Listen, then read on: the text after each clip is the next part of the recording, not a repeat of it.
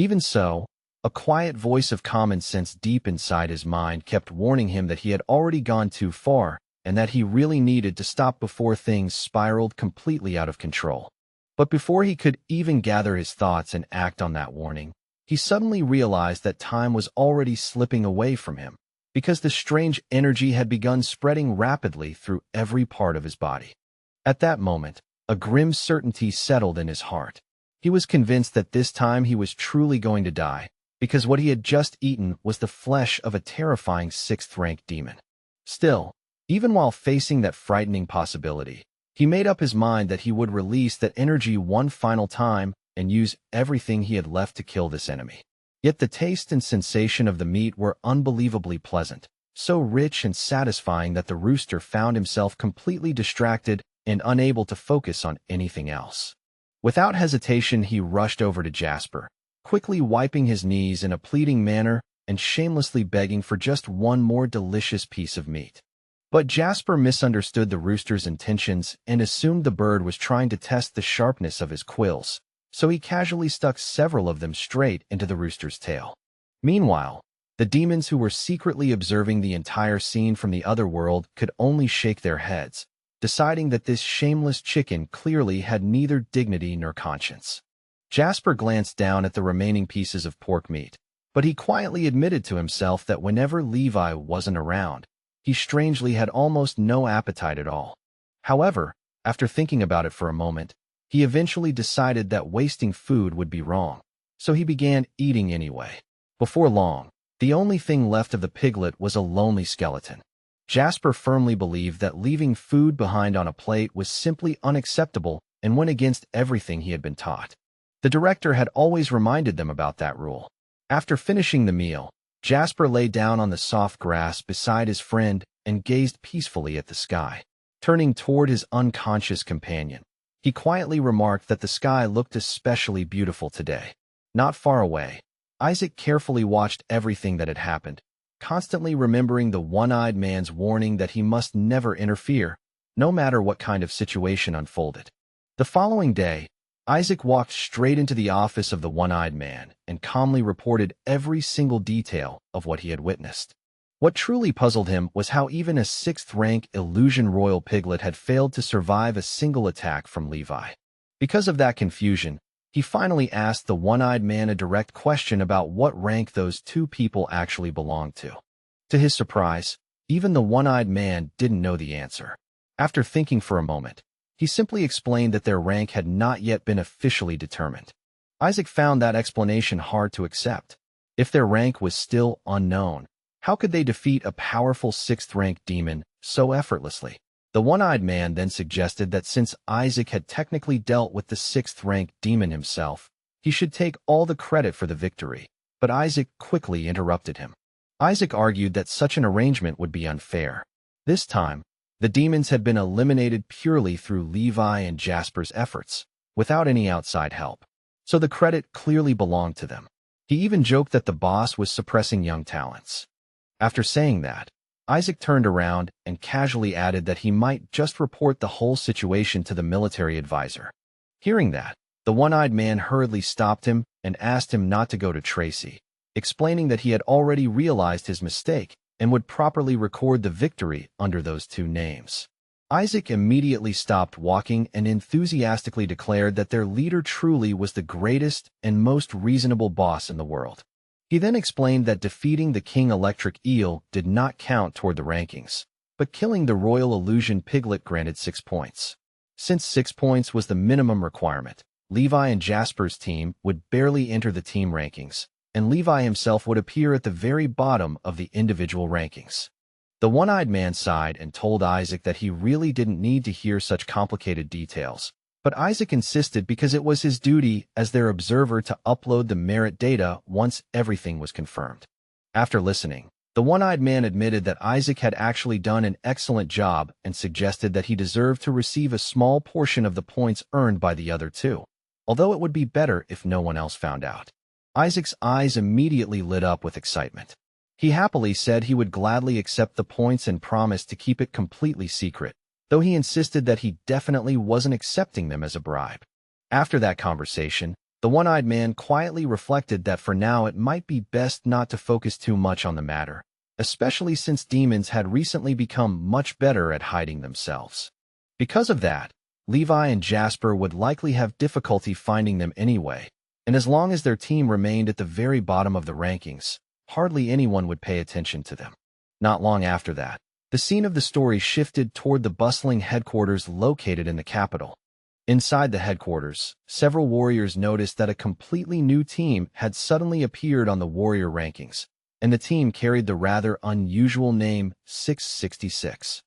Both members of that team possessed rare innate bodies, yet the warriors were confused because the pair still had no official rank and were even traveling with a 5th-rank demon as a pet. Since there was almost no additional information recorded about them, many of the warriors eventually concluded that these two must be mysterious invited masters. What made things even stranger was that Levi alone had earned 6 points, yet he still remained at the very bottom of the rankings. As it turned out, the rooster had recently broken through to the 5th rank and awakened a frightening new ability known as frightening pressure. This sudden breakthrough terrified many of the other warriors, because not long ago that same demon had only been a weak 3rd-rank creature. After seeing this, the warriors quickly realized it would probably be safer to stay far away from these people. Whenever Levi and Jasper entered the hall, everyone else quietly scattered. At that moment, Jasper walked over to the protagonist and curiously asked whether the last acupuncture session had helped him grow stronger. The protagonist calmly replied that the session had indeed helped him, not only making him stronger, but also helping him become a slightly better person. Suddenly, without warning, a powerful fist came flying directly toward Levi's face. The attacker turned out to be one of the warriors who had already reached the 7th rank. The warrior explained that he only wanted to test Levi's reaction and quickly realized that Levi hadn't reacted at all. Still, he wasn't worried, because he already believed they were masters and hoped Levi would strike back so he could measure his true strength. The protagonist turned to Jasper and quietly asked whether he should hit the man in return, but Jasper casually replied that the warrior had already apologized for his behavior. After hearing that, Levi simply decided that if the man had already apologized, then there was no reason for him to strike back. The warrior stood there in confusion, unable to understand why he was being completely ignored. For a moment, he even wondered if he simply wasn't worthy of their attention. 6 hours earlier, the system had informed the protagonist that he had successfully completed an SS rank upgrade. As a result, he now had the option to exchange it for a technique called Divine Culinary Art. Since he once again couldn't decide, the system made the decision for him. Meanwhile, a new demon quietly entered the city. It was a turtle demon, and she believed she had hidden herself perfectly. All she needed to do now was wait patiently for the king's command before beginning the massacre. As Levi and Jasper walked past the area where the turtle was hiding, the rooster suddenly noticed his fellow demon and loudly warned him that the 2 strange perverts behind him had already slaughtered many of their turtle comrades. The rooster proudly added that those humans had even tried to tempt him with promises of helping him break through to higher ranks, but he had firmly stayed loyal to his own principles. At that exact moment, the system quietly informed the protagonist that it had detected a source of extremely high-energy food capable of suppressing hunger for as long as 7 weeks. That food source was none other than the turtle demon itself, a 7th-rank poisonous titanic turtle with terrifying abilities such as poisonous spit and an incredibly durable titanic shell. The turtle reassured the rooster that the 2 humans seemed to have rather weak auras, so there was no reason to fear them. If they worked together, they could easily free the rooster from captivity. With that confidence, the turtle immediately used one of its abilities and launched a thick stream of poisonous slime straight toward Levi. Levi watched the venomous spit flying toward him, yet his expression remained completely calm and emotionless. In the very next instant, he suddenly appeared right beside the turtle and grabbed the demon firmly by the neck. Realizing that this creature was the high-energy food the system had detected, Levi listened as the system explained several cooking methods. Without hesitation, they grabbed the demon and hurried straight toward the kitchen. Before long, they had prepared an unusual dish, steamed turtle served together with chicken. The rich aroma coming from the plate was unbelievably tempting, so much so that even the rooster found himself unable to move away from the table. But after staring at the dish for a while, the rooster slowly realized that the turtle demon was already completely dead. With tears in his eyes, he swore that he would definitely avenge his fallen brothers one day, though at the same time drool was already dripping from the corner of his beak.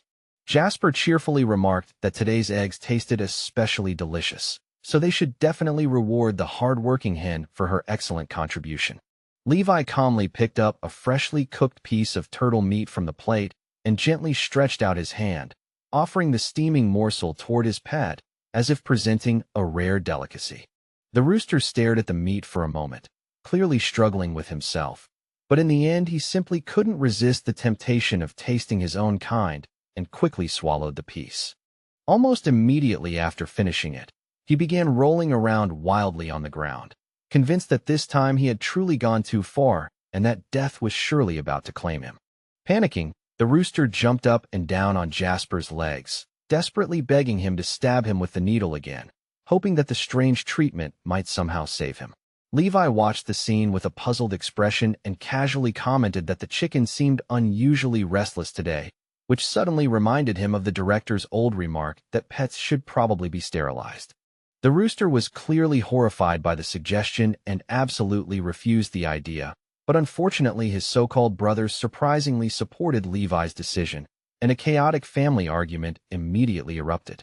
Jasper scratched his head thoughtfully and then suggested that he could try performing acupuncture as a rather unusual method to sterilize the troublesome chicken.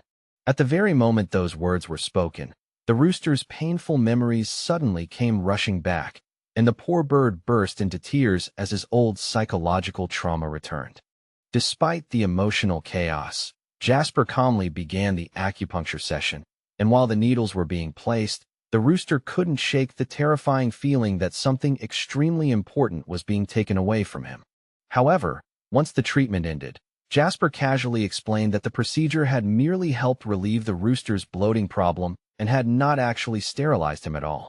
The defeated demons, watching everything unfold from afar, could only stare in disbelief, completely unable to understand why this ridiculous rooster kept surviving such ridiculous situations. After some time passed, the rooster once again began plotting quietly, wondering how he could eventually kill Levi and Jasper, because if he wanted freedom and revenge, he desperately needed powerful allies. By that point, his strength had already increased significantly, and he had successfully broken through to the 6th rank, while also gaining 2 completely new abilities. With renewed confidence, he secretly turned toward the underwater demons and tried convincing them that if they worked together, they might actually be able to defeat those 2 humans. As it turned out, Levi, Jasper, and the rooster were currently wandering through the large central aquarium inside the facility. Right when the system notified Levi about the discovery of another source of high-energy food, an entire school of fish from the aquarium suddenly appeared in the next world, crying loudly as they desperately called for their mother. There were so many fish that even the demons observing the scene couldn't possibly count them all. Those demons were deeply confused and could not understand how Levi and Jasper could behave with such shocking cruelty. Before long, the director of the oceanarium received an urgent report that the thick glass wall of the deep-sea fish tank had somehow been shattered. The man was completely baffled because that tank was built from extremely strong 20mm plexiglass, which in theory couldn't even be cut with laser equipment. Nevertheless, a nervous worker explained that the damage had apparently been caused during a conflict involving Special Forces members with innate bodies. Hearing that explanation left the director completely speechless, as he simply stood there unable to respond. Meanwhile, Levi and Jasper soon finished preparing an enormous platter piled high with freshly cooked fish. As the 2 happily enjoyed their meal, the rooster watched the whole scene with wide eyes, completely horrified and unable to understand how things had turned out this way. Levi then casually handed the rooster another piece of fish and cheerfully suggested that he should try their newest dish. When the rooster finally tasted the fish, he tried desperately to resist the temptation, but the flavor was simply too incredible, and before he realized it, he wanted to eat more and more. After a long meal, Jasper leaned back with satisfaction, while the rooster also admitted that he was completely full. Not far away, Isaac silently observed everything. He couldn't believe that Levi and Jasper had casually caught aquarium fish for dinner, nor could he understand how they had identified them as demons when their energy signatures were so carefully hidden. At that exact moment, the rooster suddenly felt a strange sensation, as if someone nearby was secretly watching them. Suddenly, the final surviving creature inside the aquarium jumped out from the water with a splash. It was a third-rank demon disguised as a tiny starfish, and it immediately began screaming angrily, accusing the rooster of being a traitor who had wiped out an entire group of demonic flag surgeons that had successfully hidden here for 20 years. The furious starfish shouted that he would definitely report everything to the king, but at that exact moment the system calmly notified Levi once again about the discovery of edible food. Soon afterward, the souls of the defeated fish appeared in heaven, where the parents of the fallen fish finally reunited with their children. After a while, the rooster slowly woke up again, surprised that he had not been torn apart by the powerful demonic energy despite eating so much demon meat. It turned out that instead of suffering damage, he had successfully broken through to the 7th rank and gained yet another new ability. People passing nearby couldn't figure out what kind of strange rooster this was, but the bird himself was quietly thinking about how eating demonic meat might help him grow even stronger. At the same time, the thought made him uneasy, because he feared that his fellow demons might misunderstand him if they discovered he had eaten his own kind to gain power. Deep down, he wanted to believe that he could become stronger without resorting to such actions, but Levi and Jasper kept forcing him into these situations. Because of that, the rooster made a quiet decision that from now on he would never harm his fellow demons unless it was absolutely necessary for self-defense. He reassured himself that he had not completely lost his mind yet, and still remembered his original dreams and intentions. Soon the three of them walked toward an open clearing, where the rooster quietly glanced toward a cage filled with small chicks. In reality, those chicks were actually 7th-rank demons disguised as eerie one-eyed parrots, and the rooster nervously tried to convince them that they should trust him. But the parrots immediately sensed something suspicious and accused him of betrayal before violently breaking out of the cage to attack him. At that moment, the rooster realized that the demons had left him with absolutely no other choice. Later, while sitting quietly on a bench eating grilled parrot skewers, he tried to comfort himself by remembering that they had been the ones who attacked first. Eventually, he convinced himself that there was no point feeling guilty, since finishing the meat would only make him stronger and increase his chances of getting revenge one day. But then another thought suddenly crossed his mind about how Levi and Jasper had actually saved him from the parrots earlier. On the other hand, those same humans also forced him to lay eggs every single day. Thinking about it again made him feel deeply humiliated, as if his dignity had been completely trampled. Still, he hadn't forgotten the promise of revenge he once made with his brothers, and even if they began to doubt him, he would remain true to himself. Not long afterward, Isaac arrived with a complaint for the one-eyed man, explaining that they had received a bill for repairing the aquarium glass that Levi had accidentally broken. When the one-eyed man saw the massive amount they were expected to pay, his expression immediately twisted with fury. A week later, the Warriors noticed something shocking. The points for Team 666 had skyrocketed from a mere 6 points all the way to an unbelievable 1031. When the one-eyed man heard that report, he immediately shouted in disbelief, insisting that such a thing was completely impossible. Isaac calmly explained that he had personally collected all the demonic remains and that the entire batch had already been handed over to the research department. Even so, the one-eyed man argued that this still wasn't convincing proof, since outsiders might think the demons were killed by someone else. Isaac then confidently replied that he also possessed clear video evidence of the entire incident. The one-eyed man nervously asked whether Isaac understood that revealing such footage could attract a lot of unwanted attention. He was especially worried that if Tracy learned about everything that had happened, his own career might come to a sudden and miserable end. And almost as if summoned by those fears, Tracy suddenly burst through the office door and demanded to know what exactly was happening with the mysterious new members of Team 66. When Tracy noticed that the one-eyed man had already called Isaac, the observer, into his office for a private discussion, she calmly asked Isaac to submit a formal request to the investigation department so the entire situation could be examined thoroughly. She explained that if it turned out someone had falsely claimed combat merits or exaggerated their achievements, the organization would immediately begin the official dismissal process. Isaac listened quietly for a moment, then casually mentioned that he still had several important tasks waiting for him and quickly slipped out of the office, almost as if he had flown away. After Isaac left, Tracy turned back toward the one-eyed man and informed him that the general staff had officially approved the request to send national-level reinforcements. However, there was a specific condition attached to this approval. The one-eyed man himself would have to travel to the capital in person. The one-eyed man immediately rejected the idea, firmly believing that if he left the city right now, there would be no one capable of protecting it properly.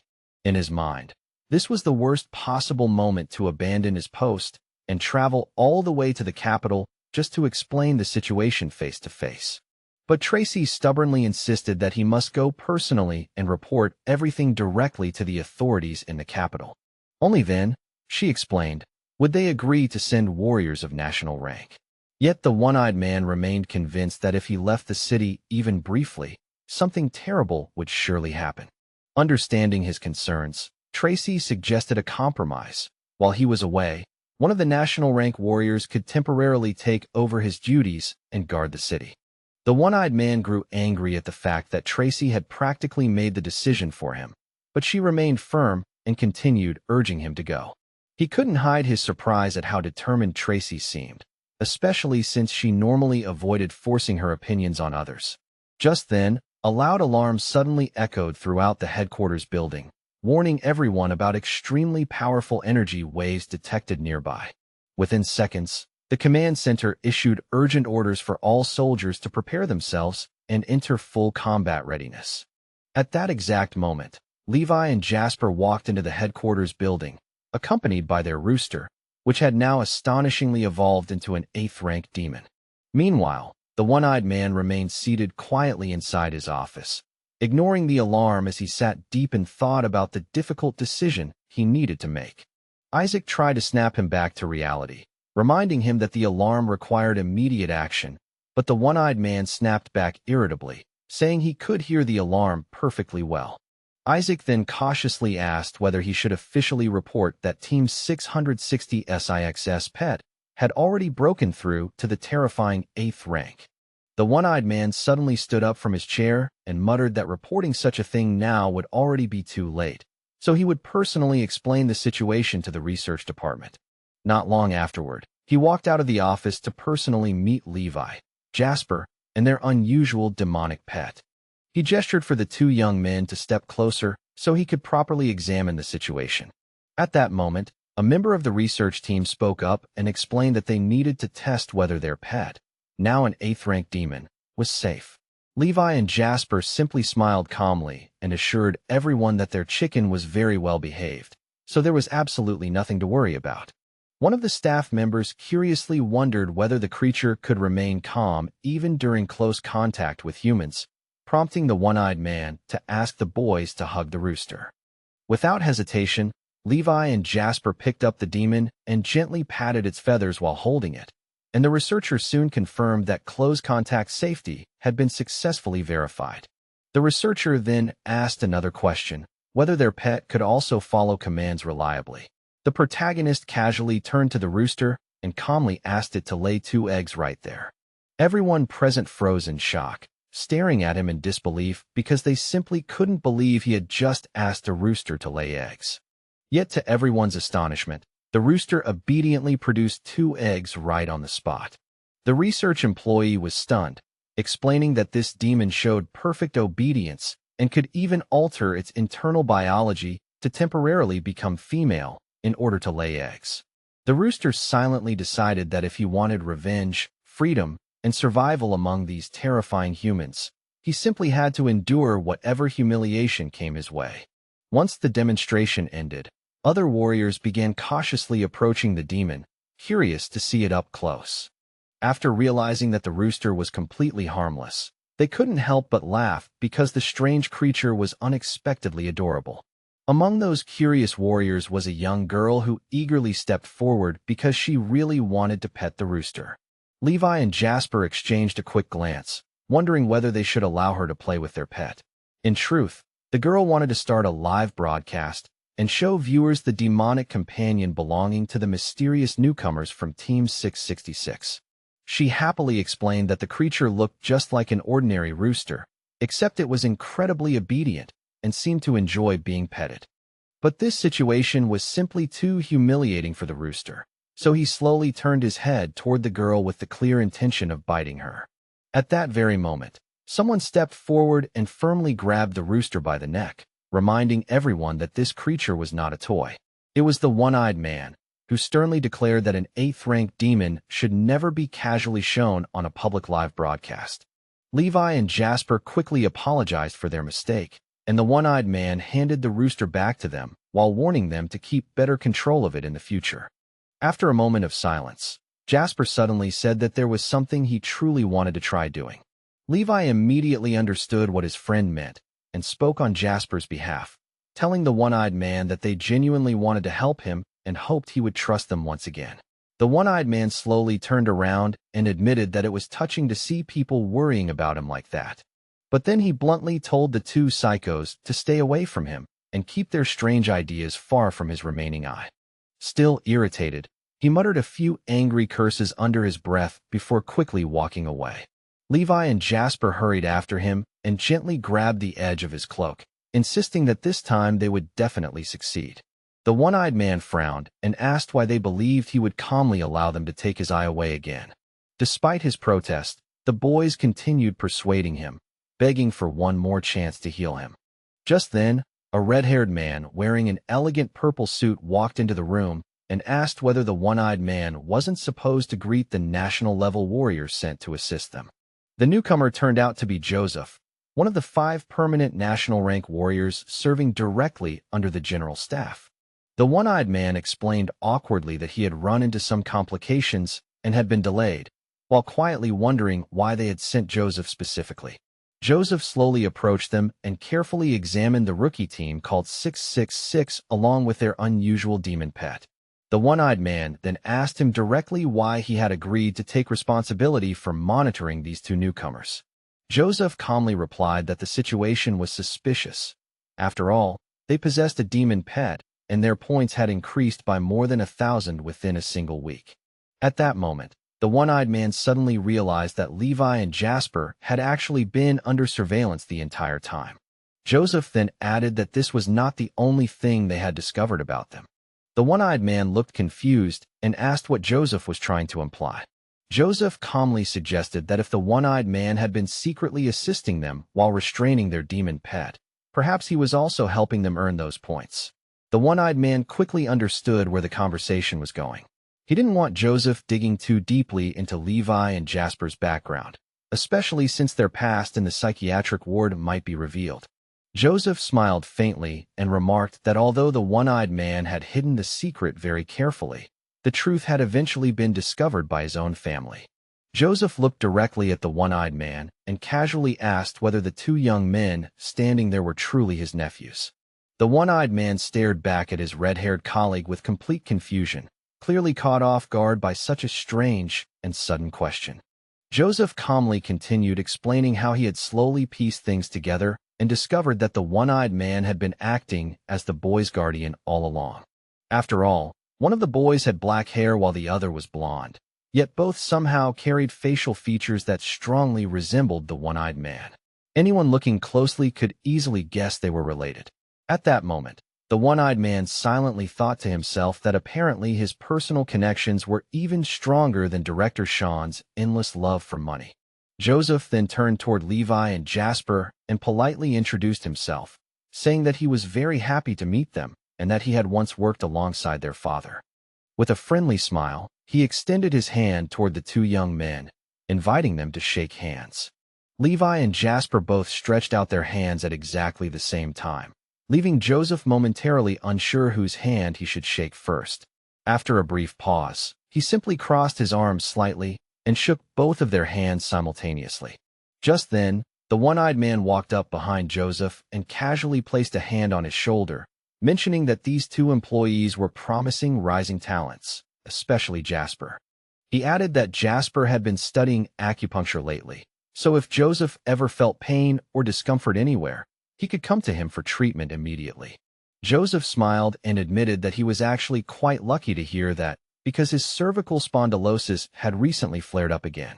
Since the one-eyed man personally recommended Jasper, Joseph said he would gladly accept the treatment. Not long after that, the four of them moved into a separate room so that Jasper could begin the acupuncture procedure. Joseph glanced at the needle Jasper was holding and looked slightly confused because it resembled an ordinary sewing needle more than medical equipment. Jasper casually explained that it had already been cleaned and any old blood had been washed away, while the one-eyed man assured Joseph that this was completely normal and nothing to worry about. When Jasper placed the first needle, Joseph politely said that although it might not be proper for a gentleman to question the method, he was curious why a treatment for neck pain required a needle in the forehead. Jasper confidently explained that his half-step universe rotation technique had been fully perfected, and these points were simply the most visible entry locations. After saying that, he calmly inserted several more needles into Joseph's head, and Joseph suddenly murmured that he could feel something unusual happening. Meanwhile, Jasper had already reached the 13th needle and continued the procedure without hesitation. Joseph frowned slightly and commented that the sensation from this particular needle felt completely different from the others. For a moment, he felt as if he were flying through the endless Milky Way while his entire body burned with a strange boiling sensation. When Joseph suddenly fainted, the one-eyed man let out a satisfied sigh, secretly thinking that now he wasn't the only national warrior being knocked unconscious by Jasper's treatment. Jasper looked puzzled and wondered why the treatment hadn't worked again, but Levi calmly told him that success would come eventually, though first they needed to send Joseph to the hospital. The one-eyed man told Levi and Jasper to return to their residence while he personally took Joseph to the hospital, reminding them that a national-level warrior wouldn't die so easily. However, before leaving, he asked Jasper to remove the needles first because Joseph would definitely feel uncomfortable with them still stuck in his head. Jasper stepped forward and quickly pulled every needle out of Joseph's head in one smooth motion. Once everyone else had left, the one-eyed man realized that the time had finally come for him to begin his own investigation. He quietly walked over to Joseph's unconscious body and swiftly removed all of the man's clothing. Then he pulled a small scanning device from his pocket and carefully aimed it at Joseph's chest. Near the area around the man's heart, the scanner suddenly detected a strange and unfamiliar signal source. The one-eyed man remembered that Joseph had mentioned suffering a chest injury near his heart last month, which must have been when the mysterious device was implanted during surgery. After a while, Joseph woke up, completely unaware of what had happened. The one-eyed man calmly explained that Jasper's acupuncture treatment had simply caused a temporary drowsiness that made him fall asleep. He also mentioned that there could be minor complications, but assured Joseph there was no need to worry since he had already called an ambulance. Joseph slowly turned his head left and right and realized with amazement that the stiffness in his neck had completely disappeared. He couldn't believe that he had suffered from this painful condition for so many years, yet Jasper had cured it on the very first attempt. But suddenly, Joseph noticed an uncomfortable feeling and frowned slightly. He looked down and wondered why his trousers felt strangely tight, even though he was certain he had not pulled them up that high. Feeling slightly embarrassed, he apologized to the one-eyed man and said he would step aside for a moment to adjust his clothes. After walking behind a screen, Joseph quickly realized that his trousers had somehow been put on backwards. He immediately stormed back out and demanded to know what the one-eyed man had done to him. The one-eyed man calmly replied that it was nothing serious, though it might be best to wait for the ambulance.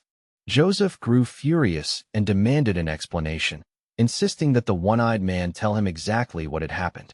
Without waiting for a reply, Joseph activated one of his combat skills, deciding to punish the one-eyed man for mocking him. The one-eyed man saw a powerful beam of energy shooting toward him and asked coldly whether Joseph truly wanted to start a fight. Joseph replied that the one-eyed man's body was currently weakened and vulnerable. The one-eyed man quickly attempted to activate his defensive shield, but Joseph's attack easily pierced straight through it. He barely had time to understand what had happened before the destructive energy beam appeared right in front of his face. The impact was so powerful that it blasted the one-eyed man across the room and straight through the wall behind him. At that exact moment, Tracy walked into the office and demanded to know what the one-eyed man thought he was doing. However, as soon as she looked forward, she suddenly realized that the man standing there was her Uncle Joseph. Surprised, she stared at him and asked what he was doing here. Joseph immediately declared that the one-eyed man was a scoundrel and that he would never allow Tracy to stay anywhere near him. The one-eyed man slowly stood up and realized that he had seriously underestimated Joseph's strength, which had clearly increased since the last time they met. Angrily, he asked Joseph whether he had even tried to restrain himself before attacking. Joseph, however, was still furious and could not believe that the one-eyed man dared to say such things after everything he had just done. The one-eyed man demanded to know exactly what crime he had committed that made Joseph so determined to kill him.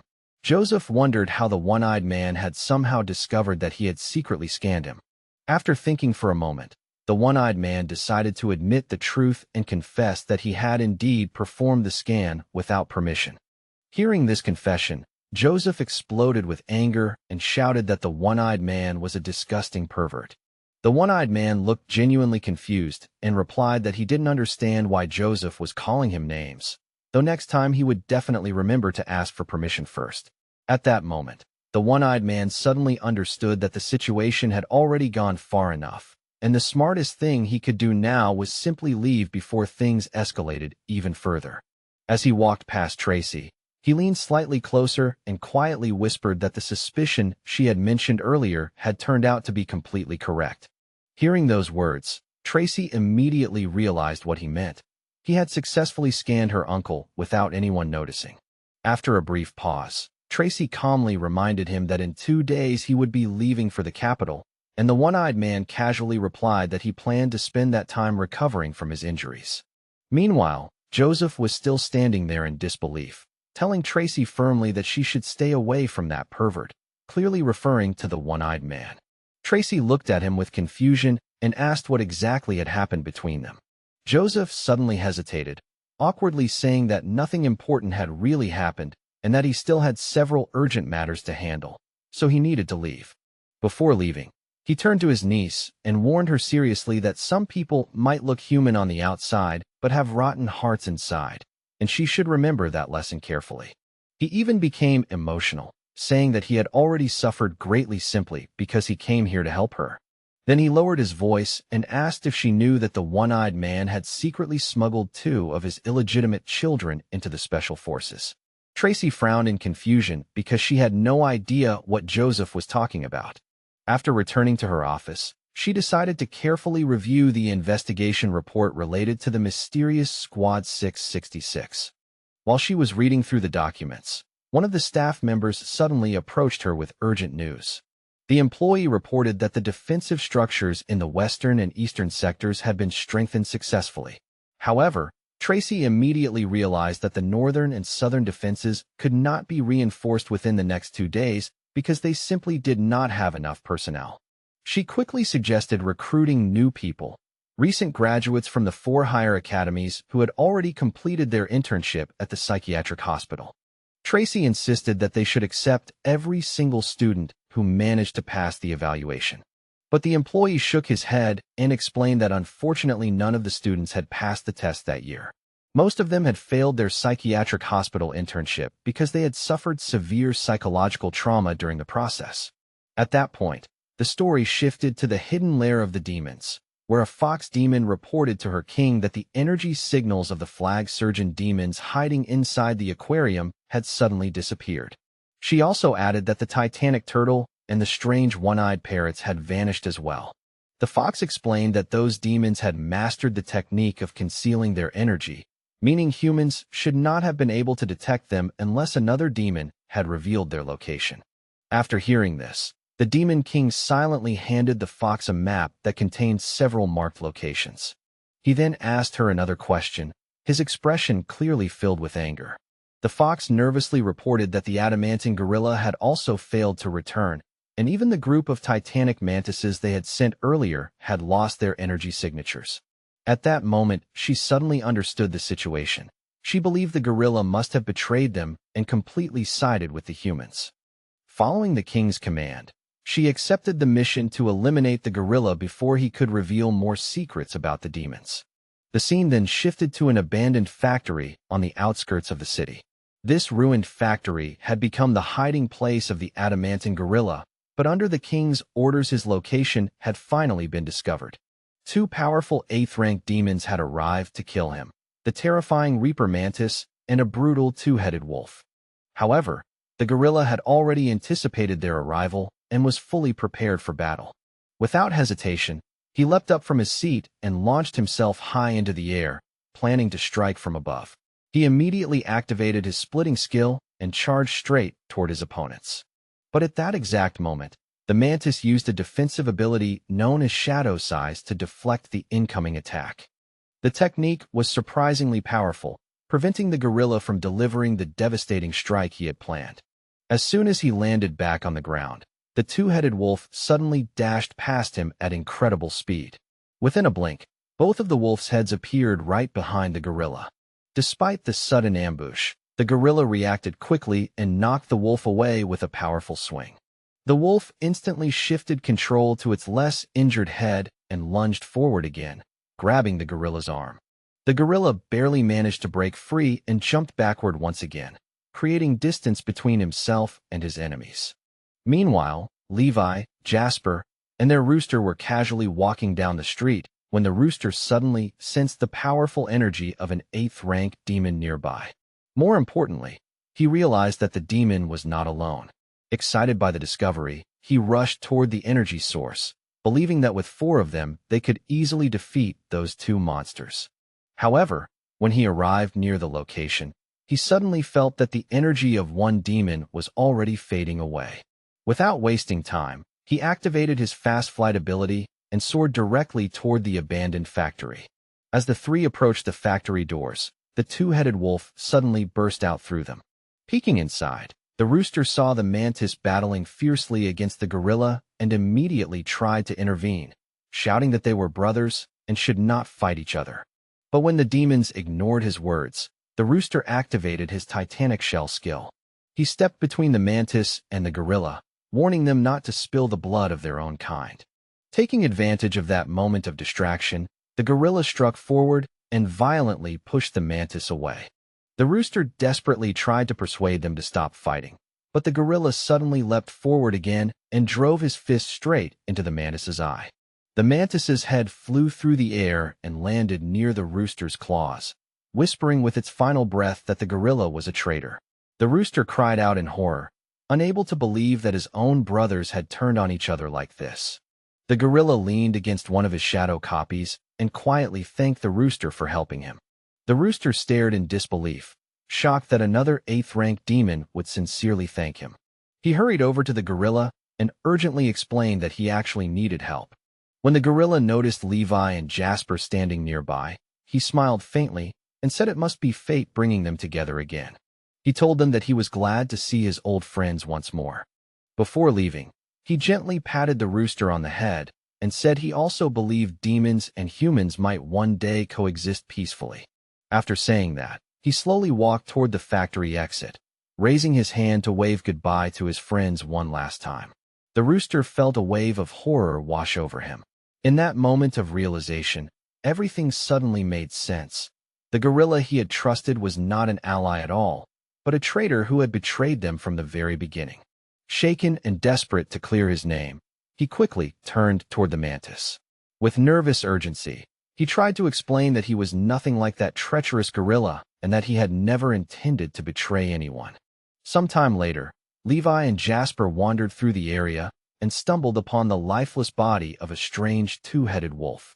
Seeing an opportunity for a rare meal, the 2 boys gathered some wood, lit a fire, and began preparing the unusual creature for roasting.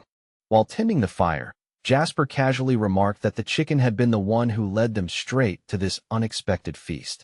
Because of that, he suggested they reward her generously by giving her both of the wolf's heads. Hearing their conversation, the rooster slowly realized something important. The 2 boys clearly had no intention of eating the praying mantis, which meant the responsibility of dealing with the mantis's body now fell entirely on him. But just as he reached that conclusion, he suddenly noticed something embarrassing and unsettling. His mouth had begun to water again, and he could feel himself drooling without even realizing it. The rooster felt confused and disturbed by his own thoughts. He couldn't understand when exactly he had lost control of himself or why this strange craving to devour his own kind had begun to creep into his mind. Then the boys called out to him from beside the fire. Drawn in by the warm glow and the smell of roasted meat, he stared at the flames almost hypnotically, and for a moment he completely forgot what he had been thinking about before.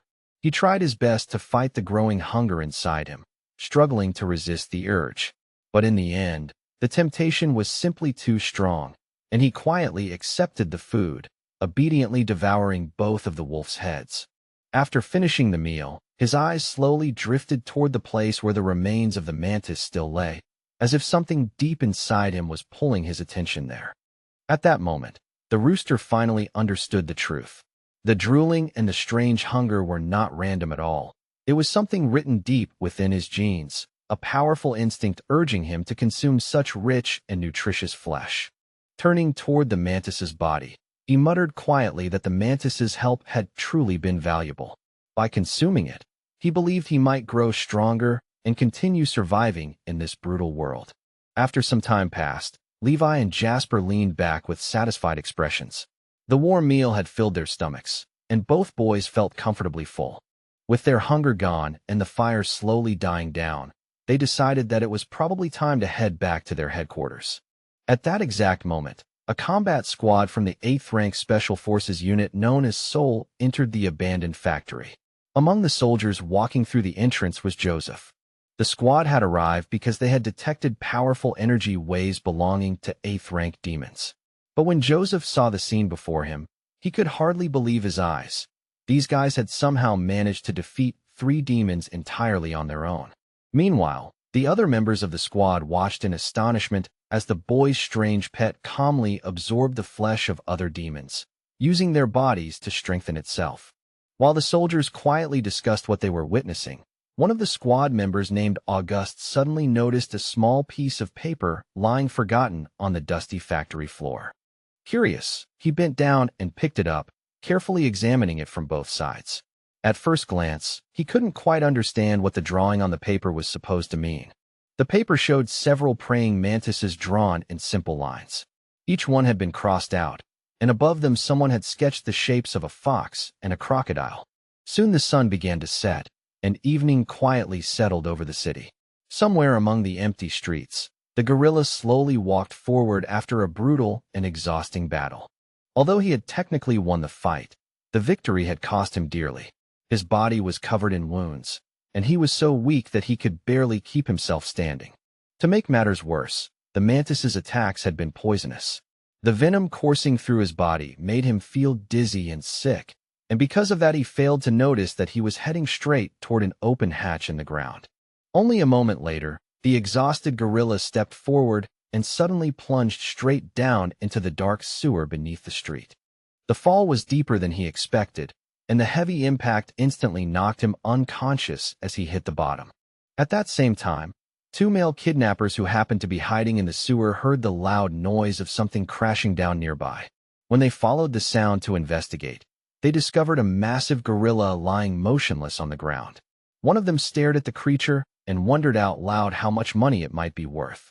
His partner assumed that he meant selling the animal's meat, but the man quickly shook his head and said that wasn't his plan. He was thinking about selling the gorilla to a zoo instead. The other man immediately warned him that doing something like that would be illegal. Capturing gorillas that carried the green fermentation mutation was strictly forbidden. He pointed out that if they tried to send the gorilla to a zoo, the authorities would throw them straight into prison, and they would lose every bit of money they had. Even so, the first man couldn't stop imagining the fortune he might earn from such a rare creature, and the thought of easy money kept tempting him. But after a moment of silence, he finally shook his head and forced himself back to reality, reminding himself that he wanted to start a sewer cleaning business, not turn his life into some shady circus operation. Not long after that, the boys returned to headquarters. Suddenly, the alarm system began reporting powerful energy waves from a high-ranking demon, but when everyone rushed to investigate, they realized the signal was actually coming from the rooster. The rooster had collapsed and lost consciousness. The boys worried that she might be seriously ill, perhaps because she had eaten that strange praying mantis earlier. Just then, another combat squad from the 8th Rank Special Forces unit known as Rock stepped into the corridor. They were led by Tracy, who immediately ordered the guards to detain the boys without delay. Levi and Jasper looked at each other in confusion, completely unable to understand what was happening around them. Despite their confusion, the guards quickly escorted them away and placed them inside a special detention cell reserved specifically for soldiers. Meanwhile, the royal rooster was taken to a completely different location and locked inside a heavily reinforced cage designed for holding dangerous demons. Until now, the strongest demon they had ever managed to imprison was only rank 7. Because of that, the researchers quietly doubted whether this cage could truly withstand the power of a rank 8 demon. Still, since the rooster was currently unconscious, they decided to deal with the problem later. Tracy then ordered that thorough mental and emotional stability tests be performed on the boys. If they passed those evaluations, they would still remain in custody regardless of the results. After that, she demanded that another DNA test be conducted immediately and that the results be compared against the genetic records of every Special Forces soldier. Soon afterward, a 9th rank warrior was dispatched to the General Staff headquarters to accompany One Eye on a trip to the capital. Tracy and Joseph arrived at the helipad just in time. Tracy explained that they had been delayed because they were dealing with 3 unstable and extremely dangerous individuals within the unit. She admitted that she still couldn't believe One Eye had secretly recruited 2 mentally unstable people and allowed them to roam the city while keeping an 8th rank demon on a leash. The man calmly replied that while he was away, he would be leaving the safety of the city entirely in their hands. He assured Tracy that his mission would not take long and promised that he would return very soon. Taking her hand gently, he added that the city could not rely solely on their soldiers or on the security system. While he was gone, Tracy herself would become the city's greatest and only hope. Watching this scene unfold, Joseph felt a surge of anger rising inside him as he saw the one-eyed man casually reaching out to his niece. At that moment, One Eye suddenly cast a spell, explaining that what he was summoning was the head of his powerful 3-heart dragon. He calmly stated that from this moment forward, this creature would remain by Tracy's side and protect her at all times. After finishing his words, he released her hand. Tracy stood there quietly, watching him with an almost enchanted expression. Without another word, One Eye turned around and walked straight toward the waiting helicopter. Meanwhile, the scene shifted back to the demon's hidden lair. The fox reported to her king that the energy signals from the Reaper Mantis and the 2-headed wolf had completely vanished, which meant they had most likely been killed by the gorilla. However, there was another strange detail. The gorilla's own energy signal had also become extremely faint, almost impossible to detect. She reasoned that the gorilla must have been poisoned during the battle and was now slowly dying somewhere. Just then, the fox suddenly caught a strange scent in the air. It was unmistakably the scent of a human. The king was holding a delicate origami bird, and the fox's sharp senses told her that the human smell was coming directly from that paper bird. Hearing this, the powerful demon king slowly clenched his fist, crushing the fragile paper bird in his hand. From the information they had gathered, it appeared that the nation-level warrior had already left the city. Even so, the fox still couldn't understand why such an important figure would suddenly depart. Then a thought suddenly crossed her mind. Perhaps the ruler had secretly planted an informant among the humans. She respectfully bowed her head to the king and promised that she would faithfully carry out every command he delivered to her in the ancient language of demons. As it turned out, the king had given her a very clear command. She was to spread the message across their ranks and notify every demon under their control that the time had finally come. The long-planned assault was about to begin. The scene then shifts to a lively city market, where the streets were still full of people going about their normal day. Among them, 2 young people walked casually through the crowd, each holding the leash of what appeared to be ordinary pet dogs. But suddenly the animals stopped walking. Their bodies tensed, and something dark stirred beneath their harmless appearance. In an instant their disguises faded, revealing the truth. They were actually demons that had been hiding in plain sight, pretending to be harmless pets. At the same time, People in the market slowly began to look upward, their attention drawn to something strange moving across the sky above the city. The moment they realized what they were seeing, panic spread instantly. Huge demonic shapes hovered in the air, and terrified civilians dropped their bags, abandoned their stalls, and ran in every direction trying to escape. Among the invading creatures were powerful demons of terrifying rank, one known as the Demon of Desire, a third-rank monster, and another feared entity called the Dog of Hatred, a fourth-rank demon. At headquarters, alarms blared loudly as the monitoring system quickly reported that third- and fourth-rank demons had appeared on one of the city's main streets. Within moments, even more alerts flooded the system. Demons of many different ranks were now appearing across the entire city, and nearly every location was requesting immediate reinforcements. Tracy and the other officers watched the reports in shock and disbelief as live feeds showed demons attacking innocent civilians throughout the city. Without wasting even a second, Tracy began issuing rapid orders. She commanded all available combat units to move toward the reported sightings and warned them to carefully reassess the ranks of the demons they encountered. Most importantly, she stressed that under no circumstances should anyone engage enemies of equal rank in direct combat. Hearing her command, every employee and soldier in the control center immediately sprang into action, rushing to carry out her instructions as quickly as possible. While watching the chaos unfold, Tracy suddenly felt a cold realization settle in her mind. The general staff had been right all along. There really was a traitor somewhere within their organization. Meanwhile, out in the streets, the demons continued their ruthless assault, chasing terrified civilians and spreading destruction wherever they appeared. Among the fleeing crowd was a young girl who desperately tried to escape the chaos while holding her small dog tightly in her arms. His name was Shumazik. In that moment, the dog realized something important. For all this time he had lived as an ordinary pet, and now his owner, Elsa, was risking everything as she tried to protect him and carry him to safety. Elsa had always treated him with kindness. She cared for him, fed him, and gave him a warm home. Because of her, he had experienced a happiness and comfort he had never known before. But there was one secret he had never been able to share with her. Long ago, he had been nothing more than a stray dog that nobody wanted. People avoided him because he looked strange and ugly when he was born. Over the years he had changed, becoming soft and fluffy on the outside, and for nearly 100 years he had lived quietly like this. But now that he saw Elsa in danger, he knew he could not stay hidden any longer. Without hesitation, he prepared to reveal his true demonic form and protect her. A demon suddenly lunged forward, raising its sharp claw and swinging it straight toward Elsa.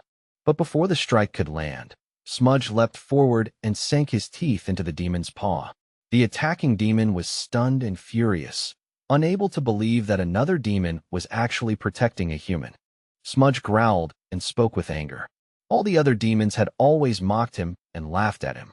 But Elsa had shown him something none of them ever did: kindness, warmth, and genuine care.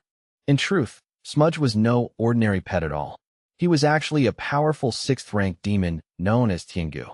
Without hesitation, he rushed forward and attacked his own kind, placing himself between the demons and his mistress to protect her. Elsa watched everything unfold with absolute horror as she realized what her beloved pet had truly become. When Smudge turned toward her, she saw his monstrous form clearly. His mouth was dripping with blood, and a strange third eye had opened in the middle of his forehead. The terrifying sight made Elsa tremble uncontrollably, and fear filled her entire body. Smudge noticed her fear and hesitated for a brief moment. But he quickly forced himself to focus again, deciding that protecting her life mattered far more than worrying about what she thought of him. With a powerful strike, he slammed his claw into one of the attacking demons and sent the creature flying far away from Elsa. After driving the enemy back, Smudge slowly turned around and looked toward Elsa once more. He could see tears filling her eyes, and her entire body was shaking with fear and confusion. Smudge began moving toward her, but Elsa misunderstood his intentions.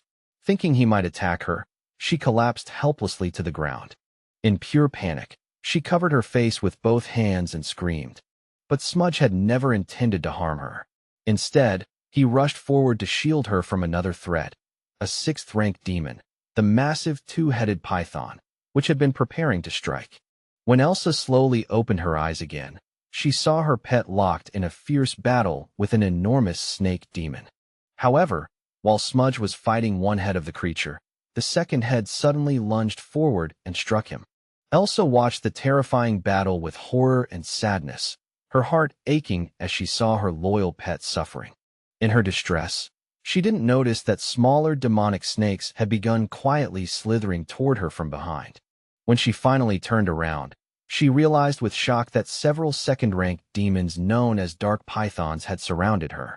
One of the snakes suddenly rushed forward, opening its poisonous mouth as it prepared to bite her.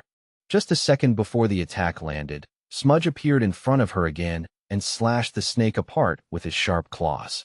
Even though he was still fighting the giant python, he sensed Elsa's danger and rushed back to protect her. With another swift attack, he tore through the remaining snakes, cutting their bodies into pieces. But one of the snakes survived. It quickly lunged at Smudge and sank its fangs deep into his paw, injecting poison into his blood. Smudge roared and fought back with everything he had. Grabbing the snake with his claw, he crushed its body completely. But the larger python seized the opportunity and wrapped its massive body around him, squeezing tightly until Smudge collapsed onto the ground. Realizing he had no other choice left, Smudge understood that it was finally time to use his powerful innate ability known as Berserk. A violent surge of energy burst out from his body, swirling around him like a storm and slicing the python's body into countless pieces. As he slowly stood back up, he looked toward Elsa again, noticing the tears still shining in her eyes. But Smudge failed to sense another powerful energy wave rapidly approaching from behind him. The sudden strike was incredibly strong. The impact sent Smudge's body crashing across the concrete several times. When Elsa looked up, she saw that a squad of 7th-rank warriors had arrived to rescue her. As soon as the warriors realized that the demon was still alive, they began preparing a powerful spell meant to destroy him completely. But before they could cast it, Elsa suddenly jumped forward and stood in front of her pet, shouting that they must not kill him. She pleaded with them, explaining that even though he was a demon, he had just risked his life to save hers.